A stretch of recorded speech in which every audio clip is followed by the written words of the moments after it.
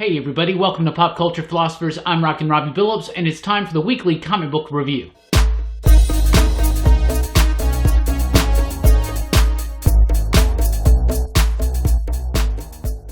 That's right everybody, time for the weekly comic book review. It's the show where I read a lot of comic books and I let you know what I thought about them, and we always start with the pick of the week. But first of all, welcome to Huntsville Addict 7.0, still a work very much in progress, but here you go. And we are on with the weekly comic book review. The pick of the week is from DC Comics. It is Justice League number 4. This has slowly become one of my absolute favorite, most enjoyable reading experiences every time it comes out. I'm completely on board with what Scott Snyder's doing. I'm loving the art team of Jim Chung and especially Jorge Jimenez. It's very dynamic. It's filled with energy. Jimenez's pencils on this issue in particular, just filled with energy and just dynamic force. It's just amazing.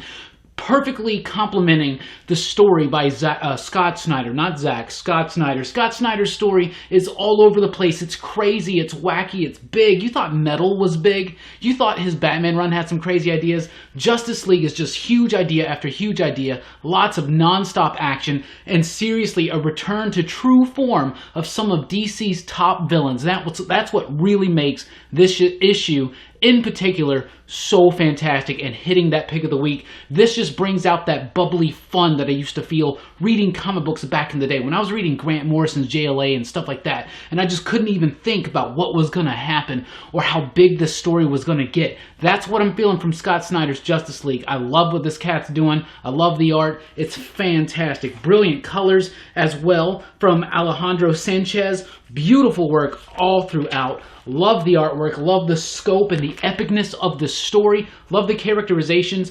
Basically, it's about these two opposing forces, Justice and Doom, personified by Martian Manhunter and Lex Luthor. And you got the Legion of Doom, you got the Justice League, new ideas, new forces unleashed upon the DC universe since the Source Wall broke. This is just huge, giant, epic, cosmic crisis type comic book action, and I love it. I'm a sucker for this stuff. Justice League number 4 makes the pick of the week, and is seriously one of my favorite comic books right now. I look forward to reading that every other week. I'm so glad it comes out twice a month. I love that book. Batman number 51 also comes out this week. This is the very next issue after the Bat Wedding fiasco from Tom King. Tom King, seriously, I really thought issue number 50 was good. Everybody's curious to see what's going to happen with issue number 51. It's a Mr. Freeze story, and it's got artwork by Lee Weeks. It's amazing. Lee Weeks' artwork is fantastic. It's gritty, it's grimy, but it's still got this tone of realism to it that's perfectly suited for Batman. Weeks has worked with King before on that Elmer Fudd Batman special. That was fantastic. This is no exception. It's a nice little Mr. Freeze story. It's also about Bruce Wayne having jury duty, and it does pick up a little bit on the threads from what happened in Batman number 50, but it's subtle and it's light, and I really, really thought this was great. This is Tom King in top-notch form, and especially with Lee Weeks on board. I love this one. I love the artwork, love the story, great dialogue. I thought that one, Batman number 51's got my seal of approval. Brave and the Bold is here with issue number 6. This is Liam Sharp's final issue of his series, Brave and the Bold, starring Wonder Woman and Bruce Wayne. He's taken these characters and he's putting them into Celtic mythology, and he's dealt with all this really cool stuff, cool concepts, and the story has a very satisfying conclusion. But the big stress on this whole entire thing has been Liam Sharp's artwork. It's seriously some of the best of his career. Highly rich in detail. Fantastic, just great compositions, really just amazing work, highly detailed. This is like Bernie Wrightson level type stuff. It's amazing and brilliant. I love the colors on this. The story's pretty solid. The dialogue it gets a little verbose, it gets a little stilted at times, things like that with the narration especially. But it is a very fun book. It kind of harkens back to some old school DC team up type things that I love. I love the Celtic mythology and folklore backdrop to the story, and very exciting. It seems to just exclaim that this is the end of book 1. So I think Liam Sharp's going to have more to do in here, but I hope that's after he works on Green Lantern with Grant Morrison, which we're hoping to hear that announcement soon. I would really hate if that's not true because I keep talking about it. Anyway, a fantastic artwork and a job from Liam Sharp on Brave and the Bold. New Challengers number 3 is out this week. New Age of Heroes. Issue 1 I thought was really intriguing, a cool updated concept to the Challengers of the Unknown. Issue 2 really kind of, I didn't really feel it too much. And issue 3, yeah, I didn't really feel this one either. This one's done. I'm gonna skip this one now. It's just, I don't know, it's just a 6-issue series, but it's muddy. it's hard to understand. The artwork by Andy Kubert when he's on there is pretty solid and spot on, especially in the opening of this issue. Solid artwork, but it switches in the middle. It gets a little inconsistent. But overall, I just can't, none of the characters are ringing with me. Nothing is like engaging me in the story. It's just muddy and confusing to me. So New Challenger's just not something I'm liking. Archie meets Batman 66. So crazy. We got to check it out. I'm a sucker for these Archie crossover type things, like Archie meets the Punisher and the Turtles and Kiss and all that stuff, right? So Archie meets Batman 66, that sounds, you know, super fun, right? And that's what the book is. It's super fun. You're not going to change your life by reading this book, but you are going to enjoy yourself a little bit, especially if you're a fan of Batman 66, and especially if you're a fan of Archie. And I am a fan of Archie, and so the gang's all there. You got Archie, Jughead, Betty, Veronica, and the rest. They're there. The Batman 66 crew is there, and it's kind of a fun little story. So that's exactly what it's meant to be. So that's what it is. Injustice versus Masters of the Universe. I have not been reading the Masters of the Universe stuff. I've not been reading Injustice stuff, but this just seemed cool enough that I wanted to check it out. First of all, Freddie Williams II, his artwork's phenomenal. He's been doing that TMNT Batman crossover. Didn't he do the Thundercats He-Man crossover? Anyway, this was actually pretty fun. It's very silly. It's very light. It's really kind of dumb at parts, but the artwork shines through. The characters it's kind of fun to see them interact. I don't really follow too much about the Injustice stuff, but I do understand and know the story behind it. So that's neat to see those versions of the characters up against the heroes from Eternia. And the twist is a really strong word, but the reveal at the end, I thought that was really cool and kind of intriguing. But I really like the artwork in this, and the fanboy inside is like, sure, why not? Let's check it out. Wildstorm is here with issue number 15. This has been one of my favorite books since it debuted, and it remains one of my favorite books. It's fantastic. It's amazing. It's a grounded retelling of all that crazy 90s Jim Lee Wildstorm extreme type stuff, right? So it's got the Wildcats, it's got Stormwatch, it's got all this kind of stuff, and the Authority, all that stuff like rolled up into one more grounded, more sophisticated, more hard-edged sci-fi type take on it, and I'm just loving it. Lynch is continuing, going through the people at this former project. Little bits of information keep getting revealed about certain characters, certain, new characters, new/old characters, right? But I'm loving the characters. Warren Ellis is doing a great job with this whole reimagining of the Wildstorm universe and concepts. Some amazing fireworks in this issue between Skywatch and IO. Big time action, big time reveals, but still a very slow burn and reveal, but just the right amount of revelation. Absolutely. Love this book so much. John Davis Hunt's artwork is just a beast on this book. I absolutely love it. It's detailed when it needs to be. It's simple when it needs to be. And it's got a complexity in its simpleness. Does that make sense? Anyway, love this book. Love the artwork. Wildstorm still is one of my absolute favorite comic books out right now. Let's jump over to Marvel Comics. Big release with The Life of Captain Marvel. They have tried to make Captain Marvel... They have made Captain Marvel more prevalent in the comic books, but they've never really quite nailed a successful Captain Marvel book. Now, Kelly Sue DeConnick had a very highly respected run, but they just can't really quite move that character up to the limelight that she needs to be in to set her up for the upcoming movie. Now, when that movie hits, and if it hits and it works, people are going to love Captain Marvel. They're going to be all over Carol Danvers, and this is going to be the book that they're going to be led to. This is kind of like, it's still a Captain Marvel story set in the present day, but it goes back and reveals a lot about her past, her family past, like back in the day when she was a kid, before the Powers, before Marvel, before all of that stuff. So I really like this issue. I thought it was really good. Margaret Stoll is the writer. She's been writing Captain Marvel, and before it never really appealed to me. It just didn't really shine forth for me. But this one I really thought was a really solid story, great characterizations, a really engaging story, a really heartfelt story with lots of like tough issues in it. I really did like it. It does have some superhero action in there as well, but it also, one of the cool tricks about this book is that there are two different artists. You have Carlos Pacheco doing the present day sequences, and then there are flashbacks, and those flashbacks are done by, if I can find the credits, where are the credits? The flashback sequences are done by a different artist than Carlos Pacheco. I'm going to try to find out. There it is. Raphael Fonteres. So fantastic artwork. They don't mash. They don't like. They're not the same style, but it doesn't like conflict with each other. It really flows very, very well. But overall, I really like The Life of Captain Marvel. If you've ever been into the character or wanted to get into the character, this is definitely something I would recommend that you check out. Avengers number 5 is here.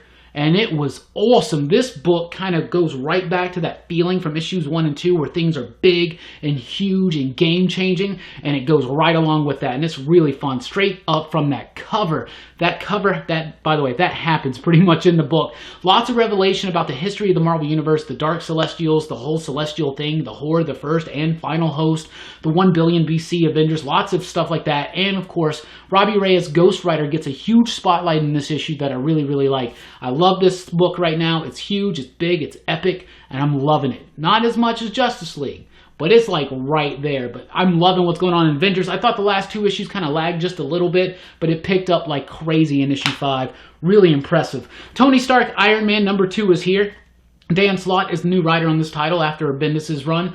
I was really, really impressed with issue number 1, especially because of the return of some proper Iron Man villains. Well, that kind of continues on in this issue. It's a good, solid, fun issue with some really nice character moments and really picking up on what's going on with James Rhodes post being resurrected from the dead, right? And how that's affecting him and affecting his work as War Machine. But the character of Tony, it still rings true. There's some revelations, not revelations, but some nuanced moments between James and Tony in this issue that I really like, that really kind of shed some light on Stark's personality, why he does what he does. But overall, a really fun Iron Man comic, lots of cool action, lots of cool armor type stuff, and a nice one and done story that kind of ties into an overall arc type thing. Think about like what Mark Waid does so well. This is what Dan Slott's doing on Iron Man. The dialogue rang true for me. It was a great paced issue. I loved it. I thought it was really, really good. Oh, and Valerio Skiddy, his artwork, fantastic. Loved it. Thor number 3 is here. Mike Del Mundo doing the artwork. It seems like an odd choice for a mainstream book like Thor, but it really works so well in this issue. I loved it. Thought it was really cool. Thor and the rest, they're trying to build up this army to go up against Malekith. He's amassed this huge army, and now they're trying to get the army of hell. Right? And so you got some really fun, nifty stuff in there, plus a little bit of a marriage, possibly. Really exciting, fun stuff. I like the artwork. It kind of feels like graffiti art in a way. It's not going to be for everybody, but I thought it's experimental enough and different enough and unique enough that it really just kind of stands out on its own. But I do like the story. Jason Aaron's been doing a good job on Thor.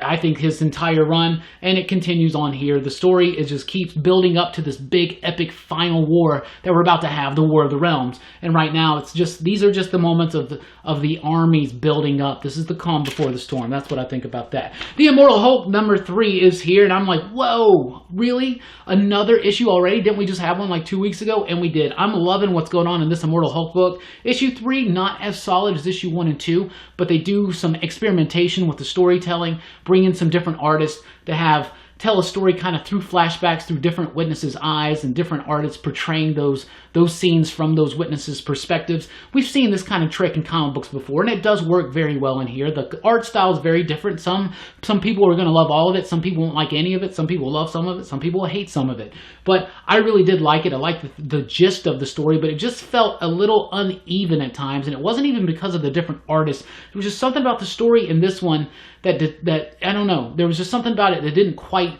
have that creepy, just chilling tone of issues 1 and 2. But when Joe Bennett comes back fully in the next issue, I hope, I'm expecting more of that in. But I'm loving what's going on in the Immortal Hulk right now. Some really cool concepts and a neat, cool direction. But look at that cover. That's kind of sick, right? The final issue of Infinity Countdown is here. And overall, this book was kind of lackluster. It was basically what I kind of thought it would be. It would just be about, this is who has the stones. It also did bring us back Galactus, so that was cool. But it had an alright ending. It just kind of set everything up for Infinity Wars. Ties in a little bit to what just happened in the last issue of Doctor Strange. But it's basically just setting up things for Infinity Wars. And when you get to the end of it, though, by the time you get to the end of it, you're like, alright, I'm kind of pumped for Infinity Wars. And you'll know why when you look at the last page of that. Old Man Hawkeye number 7 is here. And this is definitely the weakest issue so far of the series. This has been an amazing series. And the only reason why it's slightly weaker is because Marco Cicchetto does not do all of the artwork, just the last couple pages. But this issue is a flashback to Hawkeye's experience during the fall of the heroes in this Old Man Logan, Old Man Hawkeye reality. So there's lots of really oh man, really bad. You know, remember in Old Man Logan, the scene when you find out what exactly happened and how tragic that was? it kind of gets effed up in here too, especially involving some Thunderbolts type stuff. But it really sets up the future of this series, the second half of this series, and what's going to happen and what exactly Hawkeye is after in particular. And it was really cool, but I did like it. The other artwork is, since it's not Chiquetto, it's Ibrahim Robertson, and it's really good. It's cool, but it's so different than the art that came before. But it is a flashback scene, so when you read it all together, it's going to feel more like a flashback scene. Maybe that's why it looks a little bit more traditional, like a comic book. But overall, I'm still loving Old Man Hawkeye. Ethan Sachs is doing an amazing job on the script on that. Star Wars Darth Vader Annual #2 is out this week. Always got to check out a Darth Vader comic because they've been really good since Marvel's picked them up. Seriously, every Darth Vader comic book has been really good. And this annual's pretty good. It's a good, solid little story. I think fans of Rogue One in particular are going to like some of the little Easter eggs in there. But overall, it was a decent and fun Vader story, but nothing really super crazy. But one of the things I'm loving about the Vader series right now is that there's this silent competition between Tarkin and Vader, and this uneasiness about the fact that Tarkin's actually Vader's boss, right? And so that's kind of dealt with a little bit, and that's interesting. Not as good as the typical Vader stories going in Charles Soule's ongoing book right now, but still a very fun Vader story of Vader being badass. From Image Comics, we got Gideon Falls #5. This is seriously the best comic book of the year so far, to me. Best comic book of the first half of 2018, for sure. It's Gideon Falls. I love this book. Deep, moody, atmospheric, fantastic. It just really does just capture emotion and a tone so well. A lot of the mystery is starting to be revealed now, and it gets really kind of amped up in this issue. Fantastic artwork by Andrea Sorrentino, a great script with just the right amount of pace and the right amount of revelations from Jeff Lemire. Jeff Lemire, so far, first half of 2018, best writer. Seriously, Jeff Lemire's just killing it right now on Gideon Falls and this book right here, Royal City. Both of these books are absolutely amazing. And this one is a dark, urban horror, creepy, atmospheric type thing. And this is an atmospheric, melancholy, sentimental, like nostalgic, just sad story that just, I love it so much. It's like filled with heartache. It's filled with that small town trap heartache. Something that Jeff Lemire does so well. Royal City is amazing. Only 2 issues left after this. This is a big revelatory issue for sure. Big point in the series. Amazing artwork from Jeff Lemire. He does his own watercolors on there.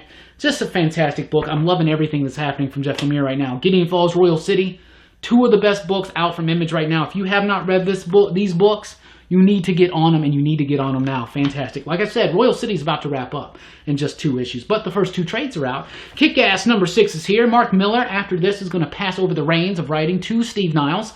But I really like this Patience character. I like this new version of Kick-Ass. I like the story. I like this satisfying, it's a very satisfying conclusion. I really like the setup for what's coming in the future. I like how it ends. I like this book. I really, really do. Hit Girl, I haven't really been into that book so much, even with Jeff Lemire on it, right? But this one, I really like this new Kick-Ass. I really like that new Kick-Ass. I really do. Magic Order #2 is here, and I don't know, man. I just found it kind of confusing. I'm reading this one. I'm like, I barely remember some of the stuff from issue 1. And that's usually not a good thing. Now, I know I read a lot of comic books, but I don't know. Coipel's artwork is fantastic, but the story is just, the story's not bad, and it's got some interesting concepts and ideas, but overall, nothing's really pulling me in super hardcore about this book. That might have to be something that I read as a whole. I don't know. But one thing that is working for me is Skyward. Skyward #4 is out this week. I'm loving this book. It's a fast, action-packed, fun, brisk comic book with some really cool ideas. What if gravity just stopped working one day on Earth? How would we have to adapt to that? How would we live our lives? So it's about that, but there's also this crazy mystery involved about how does it respond? How did it happen? But it's a great paced comic book with brilliant artwork, great writing, and I just love it. It hits so hard. It's a nice, fun, easy breezy read that has a lot of weight behind it. Absolutely. The Weatherman #2 is here. I read issue 1 and thought it was an intriguing enough concept that I came back for issue 2. And issue 2 was actually pretty decent, and it does kind of like explain a whole lot. It explains exactly what this book is about. And it's an intriguing setup. And I really do like Nathan Fox's artwork, enhanced by Dave Stewart's colors. I like some of the ideas in here. There's just, I don't know, there are pieces of it I like and pieces of it I don't. I'm kind of, not that I'm indifferent. It's like, I don't know. I don't know what it is about this book. It's like I don't like it and I do like it. Is that weird? That's really weird to me. I think I would not read this book, but there's a synthwave soundtrack that goes along with it. And I'm kind of like a synthwave guy. And so like, I kind of want to check that out. And maybe that's really keeping me more interested in this book than I typically would be. But this issue does have a cool twist on the story. Whatever. Speaking of confusing, Ice Cream Man number 5 is here. I'm so confused about what this book is now. I really am. Like, I really thought this book started off so strong. It's like a horror anthology type thing. And this Ice Cream Man is like this weird, mysterious character. And I guess they're still doing that. But man, it's losing me. And maybe I just need to go back and reread. But like, this issue had some really cool stuff in it. First of all, great artwork by Marazzo and Chris O'Halloran. Yeah, Martin Marazzo and Chris O'Halloran. But W. Maxwell Prince's script has some really shining moments. Some really cool stuff. But it's also just very confusing as how it fits in to the overall everything. But maybe that's something I really like about this book. It is unsettling. It is a little creepy. I don't know. I think I dig it. I think I do. And speaking of conclusions, the conclusion of Infidel is here. I don't know why I said speaking of conclusions. There was no conclusion in Ice Cream Man. That book's continuing. Infidel number 5 is here. It's the final issue of the series. It really explains the background of the haunting of this place, what happened, what exactly caused this crazy super racist ghost thing to happen. But it has a really chilling and a great ending that I really liked. And this was just a fantastic book. One of the best horror comics I've ever read, and one of the scariest comic books I've ever read. Someone asked me in the live stream this week, what's the scariest comic book you ever read? I'm like, I don't really think comic books are scary. I mean, they can be creepy, but they don't scare me. This book scared me. You know what I'm saying? Like, very effective horror comic book, and I love the ending. Very satisfying. Can't wait to sit down and read that all together. Kudos, guys. Seriously, you guys did a fantastic job on this book. It's Pornsack Pickett Shawty, and Aaron Campbell, and a few other people. Fantastic stuff. So Aphrodite 5 is here, and I've never read an Aphrodite book. Aphrodite 9, The Ninth Generation, whatever. I never read any of this stuff. I wasn't going to read this book. Then I saw Brian Hill's name on it, and I was like, oh yeah, I forgot that Brian Hill was doing this book. So I decided to check it out. Really good script, really good characters, really good premise, really good artwork from Jeff Spokes. I really liked it. I really did dig it. I really did dig it. Like, the reason why I usually shy away from Top Cows type stuff, it seems like a lot of that's being ironed out. And I don't know, Aphrodite 5 was a very enjoyable action comic. I don't know if too many old school fans will like it, but I liked it. And if you like Brian Hill, I would recommend that you pick it up. It's got a great pace, great script, great action scenes. Really liked it. From Black Crown Comics, which is IDW, we have Euthonauts number 1. This seems like an intriguing concept. It's about people that explore the afterlife, like as if they were astronauts, but they're euthonauts, right? But overall, even though that's a cool idea, I've just found this kind of hard to follow. And it was really hard to follow. And if I wasn't committed, I may not have made it all the way to the end. But there were bits in here that were really intriguing and some things I really, really liked. I liked the characters. Tiny Howard is the writer, and the art is by Nick Robles. The artwork is fantastic. I love the artwork. I really like the characters. I really like the composition and the panel layout. Just some parts of the story just felt a little hard to follow. So ultimately, I don't know. It's not quite sleeper pick of the week or anything like that, but it had some cool ideas. But it just, I don't know, it didn't really quite hook me as much as I would wanted it to. Quantum and Woody number 8 is here. I think this book has dipped in quality since Daniel Kibblesmith has left as a writer. I hope that he comes back. I don't know what's up with that. I guess I need to just, maybe they're doing different art. I mean, not that it's not a bad book and it's cool and it's fun, but it's not what it was. It was something really special for those first few issues. And I'm kind of just reading this book now out of habit because of how cool those covers are. Like actual vintage 90s foil right there. That's super cool. But I mean, it's all right, isn't it? It's an interesting story. I don't know. Mighty Morphin Power Rangers 29. Shattered Grid is nearing its conclusion, so if you like Shattered Grid, you're going to like this issue. I am loving, by the way, Danielle D. Nicolo. I'm loving the artwork. Fantastic artwork in this book. I'm liking the story. I'm a big Power Rangers fan, so this is kind of like that big epic Power Rangers crossover that we always wanted and never really got.